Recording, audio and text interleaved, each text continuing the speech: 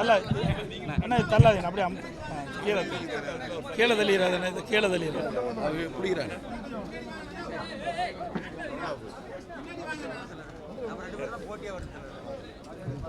ஓகேவா? அனைத்து ஊடக நண்பர்களுக்கும் பத்திரிகை நண்பர்களுக்கும் காலை வணக்கம். இன்றைய தினம் சட்டப்பேரவையில் அனைத்து இந்திய அண்ணா திராவிட முன்னேற்ற கழகத்தின் சார்பாக 0 ஹவரில் நேரமில்லா நேரத்தில் தமிழகத்தில் நேற்றைய தினம் நடைபெற்ற கொலை சம்பவங்கள் குறித்து அரசினுடைய கவனத்திற்கு கொண்டு வந்து அதுக்கு உரிய நடவடிக்கை எடுக்க வேண்டும் என்ற அடிப்படையில் எதிர்க்கட்சி தலைவர் என்ற முறையில் நேற்றைய தினம் நடைபெற்ற சம்பவங்களை பேசுவதற்கு அனுமதி கேட்டு நான் பேச முற்பட்ட போது சட்டப்பேரவைத் தலைவர் அவர்கள் ஏற்கனவே நீங்கள் எங்களிடம் அனுமதி வாங்கித்தான் பேச வேண்டும் என்ற கருத்தை குறிப்பிட்டார். 0 ஹவரில் முக்கிய பிரச்சனையை எழுப்புவது ஒரு எதிர்க்கட்சியினுடைய கடமை. கடந்த காலத்தில் திராவிட முன்னேற்ற கழகம் எதிர்க்கட்சி வரிசையில் இருக்கின்ற பொழுது, அதிமுக ஆளுங்கட்சியாக இருந்த பொழுது 0 ஹவரில் சட்டப்பேரவைத் தலைவருக்கு எவ்வித முன்னறிப்பும் கொடுக்காமல் நாட்டில் ஏற்பட்ட பிரச்சனை குறித்து எழுந்து சட்டமன்றத்திலே பேசியிருக்கிறார்கள். அதை ஒட்டித்தான் நேற்றைக்கு நடந்த சம்பவங்களை பிரதான எதிர்க்கட்சி என்ற முறையில் நான் என்னுடைய கருத்தை தெரிவிக்கின்ற பொழுது கருத்தை முழுமையாக தெரிவிக்க சட்டப்பேரவைத் தலைவர் அடிக்கடி குறுக்கிட்டு பேச முடியாத ஒரு சூழ்நிலை ஏற்படுத்தினார். அனைத்து இந்திய அண்ணா திராவிட முன்னேற்ற கழகத்தை பொறுத்த வரைக்கும் தமிழகத்தில் மக்களுடைய பிரச்சனையை தீர்க்க வேண்டும், அது அரசுடைய கவனத்திற்கு சரியான முறையிலே கொண்டு சேர்க்க வேண்டும் என்ற அடிப்படையில் தான் நாங்கள் செயல்பட்டு கொண்டிருக்கின்றோம். ஆனால் திராவிட முன்னேற்ற கழக அரசு அமைந்த பிறகு 0 ஹவரில் எங்கள் முழுமையாக பேசுவதை வாய்ப்பு கொடுப்பதில்லை. அதை தொடர்ந்து அதை தடுத்து கொண்டிருக்கின்றார்கள். அதை கண்டித்தான் இன்றைக்கு வெளிநடப்பு செய்திருக்கின்றோம். அது மட்டுமல்ல, இன்றைக்கு அனைத்து இந்திய அண்ணா திராவிட முன்னேற்ற கழகம்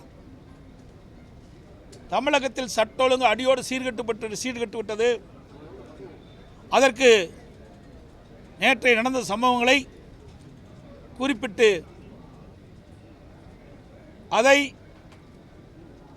திரு ஸ்டாலின் மாடல் அரசாங்கம், ஸ்டாலின் தலைமையில் இருக்கின்ற காவல்துறை செயலற்று இருக்கின்ற அந்த காரணத்தினால்தான் தொடர்ந்து தமிழகத்திலே கொலை சம்பவங்கள் அரங்கேறிக்கின்ற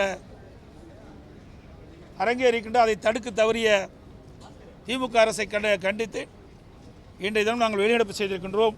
நேற்றைய நடந்த சம்பவங்களை இந்த நேரத்தில் கோடிட்டு காட்டுகிறேன். மதுரை பெருங்குடி அருகே சிவகங்கையைச் சேர்ந்த காவலர் மலையரசன் எரித்த நிலையில் சடலமாக மீட்கப்பட்டது. கோவை மதுக்கரையில் ஒரு பெண் ஆசிரியை எரித்த நிலையில் சடலமாக மீட்கப்பட்டது. ஈரோடு நசினூர் அருகே தேசிய நெடுஞ்சாலையில் பட்டம் பகலில் காரில் சென்று கொண்டிருந்த தம்பதியினர்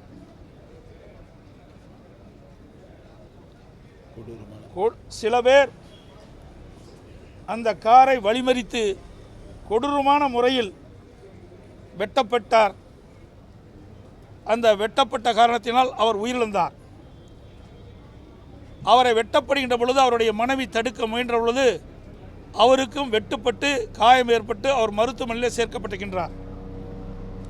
இது ஒரு தேசிய நெடுஞ்சாலையில் இவர்கள் காரில் சென்று கொண்டிருக்கின்ற பொழுது அவர்களை பின்தொடர்ந்து சினிமா பாணியிலே வெட்டி கொன்ற காட்சி வலைதளங்கள் மூலமாக பரவி இருக்கின்றது.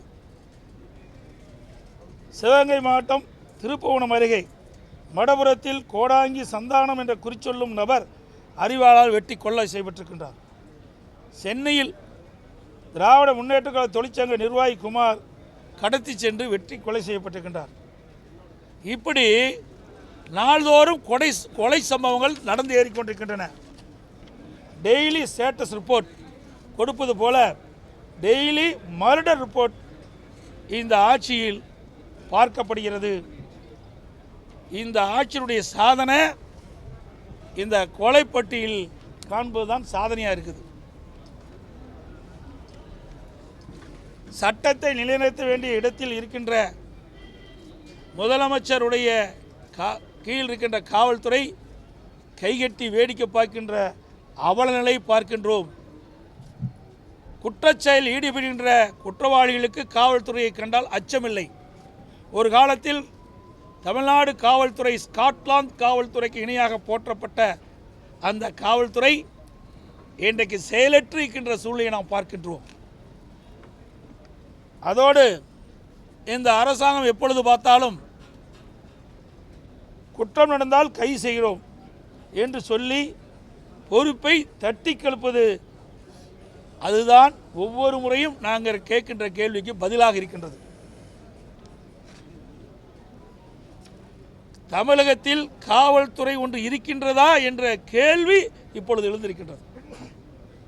எதற்காக சொல்கின்றேன் சொன்னால், நேற்றைய தினம் திருநெல்வேலியில் ஜாகிர் ஹுசேன் அவர் அதிகாலை தொழுகைக்கு பள்ளிவாசலில் தொழுகை முடித்து சாலையில் வீட்டுக்கு சென்று கொண்டிருந்த பொழுது அவரை வழிமறித்து அவரை படுகொலை செய்யப்பட்டிருக்கின்றார். அவருக்கு எதிரியிலிருந்து அச்சுறுத்தல் வந்தவுடனேயே திரு ஜாகிர் ஹுசேன் அவர்கள் ஓய்வு பெற்ற காவல் அதிகாரி அவர்கள், அவர் முறைப்படி திருநெல்வேலி ஆணையாளர்களுக்கும் உதவி ஆணையாளர்களுக்கும் காவல்துறை ஆய்வாளர்களுக்கும் தனக்கு இன்னென்ன நபர்களால் அச்சுறுத்தல் ஏற்படுகின்றது, எனக்கு உயிருக்கு ஆபத்து ஏற்படுகின்றது, ஆக இவர்களெல்லாம் விசாரித்து உரிய நடவடிக்கை எடுத்து என் உயிருக்கு பாதுகாப்பு வழங்க வேண்டும் என்று புகார் மனு கொடுத்திருக்கிறார். ஆனால் சட்டத்தை காக்கக்கூடிய காவல்துறை அவரை அழைத்து கட்ட பஞ்சாயத்து செய்து கொண்டிருக்கிறது. எவ்வளவு பெரிய வேதனை என்பதை எண்ணி பாருங்கள். இதையெல்லாம் தெரிந்து கொண்டு திரு ஜாகிர் ஹுசேன் அவர்கள் ஒரு ஆடியோ வெளியிடுறார். அதில் பதிவு செஞ்சு விடுறார், எதிரிகள் என்னை எப்பொழுது வேணாலும் வெட்டி கொல்லப்படுவார், என் உயிருக்கு ஆபத்து ஏற்படுகிறது என்று இதை முதலமைச்சர் பார்க்க வேண்டும், உரிய நடவடிக்கை எடுக்க வேண்டும் என்று அந்த ஆடியோவில் வெளியே தெரிவிச்சிருக்கார். அது எல்லா வலைதளங்களிலும் வந்திருக்குது. இப்படி பகிரங்கமாக தன் உயிருக்கு ஆபத்து ஏற்படுகின்றது, இவர்களால் என்னுடைய உயிர் போகும் என்று அவர் ஆடியோ மூலமாக தெரிவித்த பிறகும் காவல்துறை மெத்தனமாக இருக்கின்றது. இந்த துறைக்கு நிர்வகிக்கின்ற முதலமைச்சரும் இது கண்டுகொள்ளவில்லை. இதற்கு முன்பு முதலமைச்சர் என்ன சொன்னார், யார் வேணாலும் தன்னுடைய மனுக்களை கொண்டு வந்து என்னுடைய அறையில் தாராளமாக கொடுக்கலாம், என் கதவு திறந்தே இருக்கும், மனு கொடுக்கப்பட்டால் கொடுக்கப்பட்டவர்களுக்கு நிவாரணம் கொடுக்கப்பட்டு சொன்னார். ஆனால் ஒரு ஓய்வு பெற்ற காவல்துறை தன் உயிருக்கு ஆபத்து ஏற்படும், என்னை கொலை செய்து விடுவாள் என்று பகிரங்கமாக ஆடியோ மூலம் தெரிவித்த பிறகும் உளவுத்துறை ஏன் முதலமைச்சருடைய கவனத்திற்கு கொண்டு செல்ல? அப்படி கொண்டு சென்றிருந்தால் அவர் உயிர் காப்பாற்றப்பட்டிருக்கும். குற்றவாளிகளை தண்டித்திருந்தால் அவர் உயிர் காப்பாற்றப்பட்டிருக்கும். அதனால தான் சொல்கிறேன், தமிழகத்தில் காவல்துறை இருக்கின்றதா இல்லை என்ற சந்தேகம். சட்ட ஒழுங்கு அடியோடு சீர்கட்டு விட்டது, செயலற்ற காவல்துறையாக தான் பார்க்கப்படுகிறது. இதையெல்லாம் சட்டமன்றத்திலே தெரிவிக்கப்பட்டு இதற்கு உரிய நடவடிக்கை எடுக்க வேண்டும் என்ற அடிப்படையில் தான் இன்றைய தினம் அனைத்து இந்திய அண்ணா திராவிட முன்னேற்ற கழகம் பிரதான எதிர்க்கட்சி முறையில் இன்றைக்கு நாட்டில் இருக்கின்ற பிரச்சனை கொண்டு வந்தோம். மக்கள் அச்சத்தோடு இருக்கிறாங்க. இன்றைக்கு வீட்டிலிருந்து வெளியேறி மீண்டும் வீட்டுக்கு வந்தால் தான் உயிருக்கு உத்தரவாதம். அப்படிப்பட்ட சூழ்நிலை தமிழகத்தில் நிலவி கொண்டிருக்கின்ற காரணத்தினாலே இதே அரசுடைய கவனத்துக்கு கொண்டு வந்தோம். இதை நான் பேசணுன்னே முதலமைச்சர் எழுந்து பேசுகிறார். உங்களுடைய ஆட்சியில் இந்த இடத்துல இப்படி சம்பவம் ஏற்பட்டுதுன்னு இதுக்காக முதலமைச்சர் இருக்கிறீங்க? முதலமைச்சர் இன்றைக்கு நாட்டு மக்கள் தேர்ந்தெடுக்கப்பட்டாங்க. நாட்டில் பிரச்சனை ஏற்பட்டால் அந்த பிரச்சனையை தீர்க்கக்கூடிய நிலையில் இருக்கின்ற முதலமைச்சர். அந்த முதலமைச்சர் தான் பிரதான எதிர்க்கட்சி தலைவர் என்ற முறையில் அவருடைய கவனத்தை கொண்டு வரோம். ஆனால் இதை திசை திருப்பி ஏதோ பேசி திசை திருப்புகின்ற ஒரு சூழலை உருவாக்குறார் சட்டமன்றத்தில். உங்களுடைய ஆட்சியில் அப்படி நடக்கலையா, இப்படி நடக்கலையான்னு. அதெல்லாம் நடந்து முடிந்த சம்பவங்கள். உங்களுடைய ஆட்சியில் நேற்றைய தினம் சொல்லுகிறார் முதலமைச்சர், திருநெல்வேலி சம்பவத்தை நான் கோடிட்டு காட்டி பேசுகின்ற பொழுது இனி இப்படிப்பட்ட சம்பவம் நடைபெறாது, காவல்துறை சரியான முறையில் செயல்படும், குற்றவாளிக்கு தகுந்த தண்டனை நாங்கள் பெற்று தருவோம் என்று சொன்ன நேற்றைய தினமே 4 கொலை நடைபெற்று. அப்படி என்றால் இந்த ஆட்சி எந்த அளவுக்கு மோசமாக நடைபெற்றுக் கொண்டிருப்பதை நாம் எண்ணி பார்க்க வேண்டும். அதையெல்லாம் ஓடிட்டு காட்டி தான் இன்னைக்கு வெளியெடுப்பு செஞ்சிருக்காங்க. ஜீரோ அவர் கவன ஈர்ப்பு கிடையாது. ஜீரோ அவர் முதலமைச்சர் பதிலளிக்கும் போது கடந்த ஆண்டு ஒப்பிடுகையில் எண்ணிக்கையின் அடிப்படையில் கொலை குற்றங்கள் தமிழ்நாட்டில் குறைஞ்சிருக்கு அப்படின்னு சொல்லி ஒரு விஷயத்தை சொல்லுங்க. ஏங்க இதுக்காக ஒரு அரசாங்கம், அதாவது நிதிநிலை ஒப்பிட்டு பேசுனா பொருத்தம். அண்ணா திமுக ஆட்சியில் இவ்வளோ திட்டங்கள் நிறைவேற்றிக்கிறீங்க, நாங்கள் இவ்வளோ திட்டம் உங்களோட அதிகமாக இருக்கணும் பரவாயில்ல. அண்ணா திமுக ஆட்சியில் 50 கொலை, எங்கள் ஆட்சியில் 45 கொலை. ஏங்க இது ஒரு ஆட்சியா? மனசாட்சி வேண்டாம்? ஒரு முதலமைச்சர் என்று சொல்லிக்கிட்ட பொழுது உயிருக்கு உத்தரவாதம் கொடுக்க மாட்டேங்கிறார் முதலமைச்சர். எப்படி நாட்டு மக்கள் இந்த அரசை நம்பி இருப்பார்கள்? இந்த காவல்துறையை நம்பி எப்படி மக்கள் வெளியிலே நடமாட முடியும்? சிந்திச்சு பாருங்க. இது என்ற ஒப்பிட்டு பார்க்கின்ற நிலையா? இல்லைங்க. மக்களுடைய உயிரோடு விளையாடக்கூடாது. எல்லா உயிர்களும் காக்கப்பட வேண்டிய உயிர்கள். அதுதான் ஒரு அரசாங்கம். அதுக்கு தான் முதலமைச்சர் இருக்கிறீங்க. அதை விட்டுட்டு ஒப்பிட்டு பேசுவது முறையல்ல. குற்றம் நிகழாமல் பார்த்து கொள்வதுதான் அரசினுடைய கடமை. பிரதான எதிர்க்கட்சி என்ற முறையில் நடைபெற்றுக்கிட்ட குற்றங்களை நாங்கள் சுட்டிக்காட்டி தொடர்ந்து தமிழகத்தில் எப்படி தங்க நிலவரம், எப்படி வெள்ளி நிலவரம், அப்படி கொலை நிலவரம் எப்படி இருக்கின்றது தொலைக்காட்சி தெரிந்து அவலங்களை இனி இருக்கக்கூடாது என்பதுதான் எங்களுடைய நிலைப்பாடு. அதைத்தான் நான் சுட்டிக்காட்டேன்.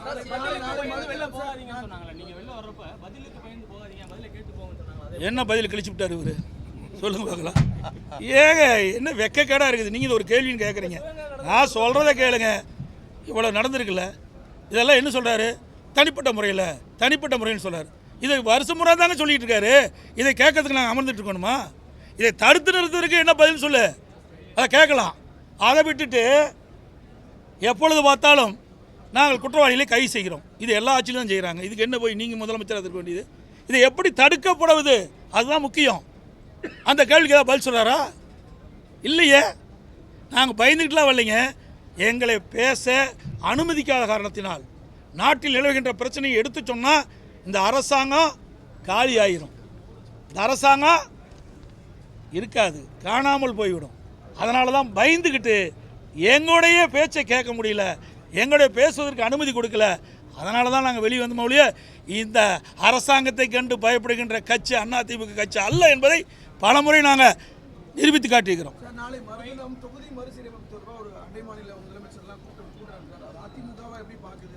எங்கள் அதிமுக தாங்க நாங்கள் பேசிக்கிட்டோம். ஏற்கனவே இவர்கள் அனைத்து கட்சி கூட்டத்திலேயே நாங்கள் கருத்து சொல்லிக்கிட்டோம்ல. இங்கே கூட்டி பேசுகிறதோட நாடாளுமன்றத்தில் பேசு. அங்கே எங்கே நாடாளுமன்றத்தில் உங்களோட இருந்து இந்தியா கூட்டணியில் இருக்கீங்களா? எங்கே குரல் கொடுக்கலையே? குரல் கொடுத்தாங்களா? இல்லையா? இந்தியா கூட்டணின்னு ஒரு அமைப்பு ஏற்படுத்தினாங்களா? அந்த இந்தியா கூட்டணியில் பல்வேறு மாநிலத்தில் இருக்கின்ற பல்வேறு கட்சிகள் ஒன்றாக இணைந்து தான் இந்தியா கூட்டணியோட அமைப்பு ஏற்படுத்தினாங்க. அந்த இந்தியா கூட்டணியில் கூட்டணியில் உள்ளடங்கி இருக்கின்ற கட்சிகள் நாடாளுமன்றத்தில் இவர்களுக்காக குரல் கொடுத்தாங்களா? இங்கே பேசி என்னக்கு பிரயோஜனம்? பேச வேண்டிய இடம் நாடாளுமன்றம். இங்கே வந்து கலந்து கொண்டிருக்கிற பிரதிநிதிகள்லாம் நாடாளுமன்றத்தில் கருத்துக்களை சொல்ல வேண்டும். நாடாளுமன்றத்தில் அழுத்தத்தை கொடுக்க வேணும். இங்கே வெறும் ஷோ காட்டி பிரயோஜனம் கிடையாதுங்க. இதெல்லாம் விளம்பர மாடல் அரசாங்கம். விளம்பரத்தில் தான் வண்டி ஓடிக்கிட்டு இருக்குது. ஏன் இங்கே வர காங்கிரஸ், இங்கே வந்து காங்கிரஸ் கட்சி கலந்துக்கிறாங்களா? காங்கிரஸ் கட்சிங்கிறது 7 கட்சியே இருக்குது. ஒரே காங்கிரஸ் தானே. ஏன் இந்த காங்கிரஸ் தலைவர் வந்து உரிய பதில் கொடுக்க மாட்டேங்கிறாரு? திராவிட முன்னேற்ற கழக தலைவர் ஒரு காங்கிரஸ் தானே ஆதரிக்கிறாரு. ஒரு மாநிலத்துக்கு ஒரு காங்கிரஸ் இருக்குதா? இல்லை. அப்போது இந்திய தேசிய காங்கிரஸ் கட்சியினுடைய அகில இந்திய தலைவர் திரு கார்கே அவர்கள் ஏதாவது பேசினாரா? என்ன கொடுக்கலையா? அவர் குரல் கொடுக்கட்டும், கொடுக்க மறுஆட்டாங்க. சும்மா இதெல்லாம் நாட்டு மக்களுக்கு ஒரு நாடகத்தை அரங்கேற்றி தாங்கள் எதை எதிர்ப்பதை போலவும் தாங்களாம் முன்னிருந்து இந்த நாடாளுமன்ற தொகுதி சீரமைப்பை ஒரு சரி செய்தது போல ஒரு தோற்றத்தை ஏற்படுத்திட்டு இருக்காரு. அதுவும் எப்படின்னா, இவ்வளோ கொலை நடந்துக்கிட்டு இருக்குது, ஊழல் நடந்துக்கிட்டு இருக்குது. இன்றைக்கி அமலாக்கத்துறை மிகப்பெரிய கண்டுபிடிச்சிருக்காங்க. அதெல்லாம் எதிர்த்து அரசாங்கத்துட்டு போகிறாங்க. நீ தான் சொல்கிறீங்களாப்பா, மடியில் கனமில்ல வழியில் பயமில்லைன்னு. ஏன் பயப்படுற? என் மீது வழக்கு போட்டீங்களா? நான் முதலமைச்சர் இருக்கும்போது வழக்கு போட்டீங்களா? இதே முதலமைச்சர் எதிர்க்கட்சி தலைவராக இருக்கும்போது பேசுனீங்களா? இந்த எடப்பாடி பழனிசாமி நெடுஞ்சாலைத்துறையில் இவ்வளோ ஊழல் செய்தாருன்னு சொன்னீங்களா? நீதிமன்றத்துக்கு போனல, நிரபராதியில் வெளியே வந்தல. அது மாதிரி வழக்கு பதிவு செஞ்சால் நீ போய் நீதிமன்றத்தை நாடு, நிரபராதியின் வெளியில் வா. உடைய அதிகாரத்தை பயன்படுத்திக்கிட்டு எங்களை கேட்டு தான் உள்ளே வரணும், எங்களை கேட்டு தான் கொடுக்கணும் அப்படின்னா இதில் ஏதாவது தவறு நடந்திருக்குது என்பது தெளிவாக தெரியுது. ஆகவே அமலாக்கத்துறை முழு விசாரணை நடைபெற்று வெளியில் வருகின்ற பொழுது யார் யார் உள்ளே இருப்பா, யார் யார் வெளியே இருப்பான்னு தெரியல. அப்போ பார்க்கலாம்.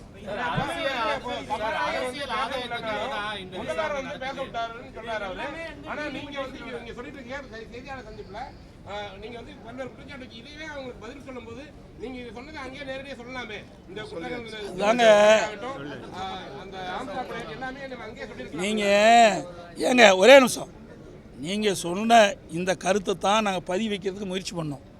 பதிவு வைக்க விட மாட்டேங்கிறாங்களே, நடைபெற்ற சம்பவங்களே பதிவு வைக்க விட மாட்டேங்கிறாங்க. இன்றைக்கி எதை முந்தைய சம்பவத்தை எங்கே கொண்டாட முடியும்? ஆக இந்த ஆட்சி பொறுப்பேற்றிலிருந்து நீ சொன்னீங்களா, ஆம்ஸ்டாங் ஒரு கட்சியினுடைய தலைவர், அவரே படுகொலை செய்யப்படுறாங்க. காங்கிரஸ் தலைவர், அதுபோல் காங்கிரஸ் மாவட்ட தலைவர் திருநெல்வேலியில் கண்டுபிடிக்க முடியல. இப்படி இந்த ஆட்சி பொறுப்பேற்ற பிறகு பார்த்தீங்கன்னா கொலைப்பட்டியல் நீண்டு கொண்டே இருக்குது. இன்றைக்கு அரசியல் கட்சி தலைவருக்கும் பாதுகாப்பு இல்லை. இன்றைக்கு சிறுமி முதல் மூதாட்டி வரைக்கும் பாதிப்பு இல்லை, இப்போ பாதுகாப்பு இல்லை. ஒட்டுமொத்தமாக தமிழ்நாட்டு மக்களுக்கு பாதுகாப்பு.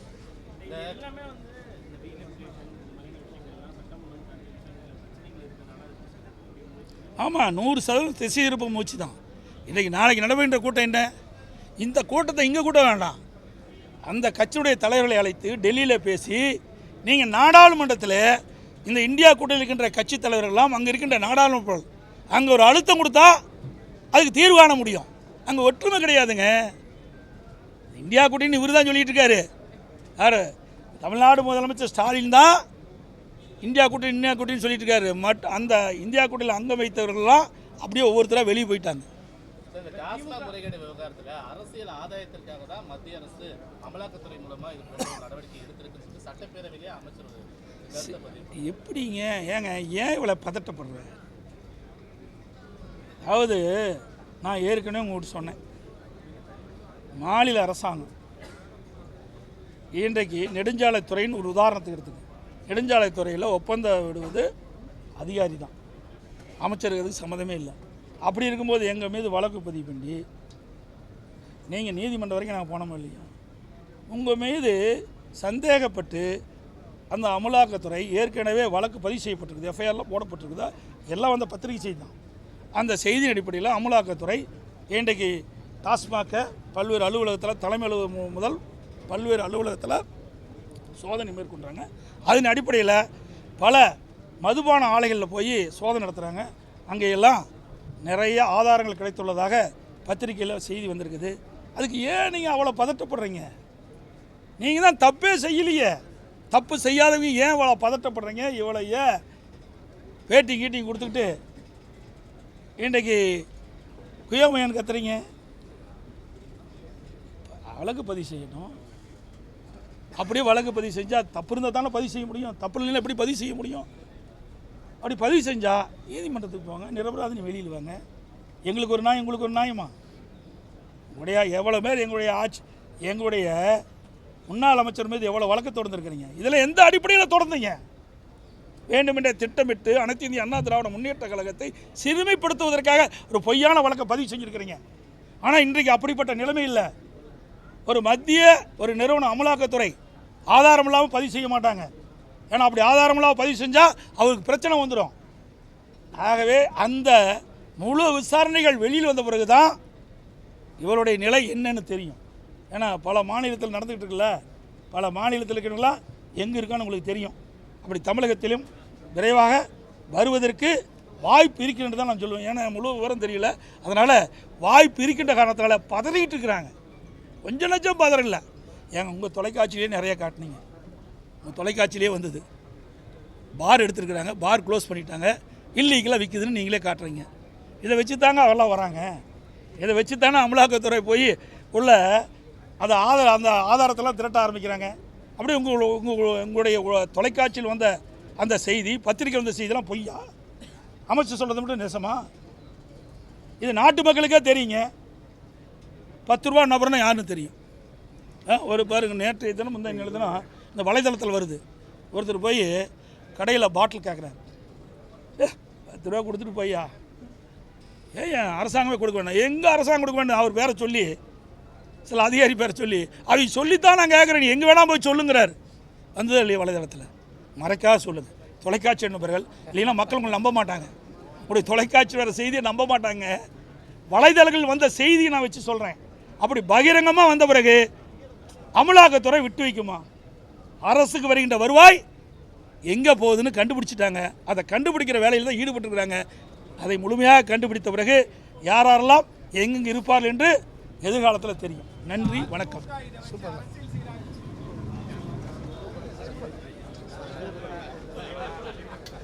அரசியல் தான் செய்யறேன்.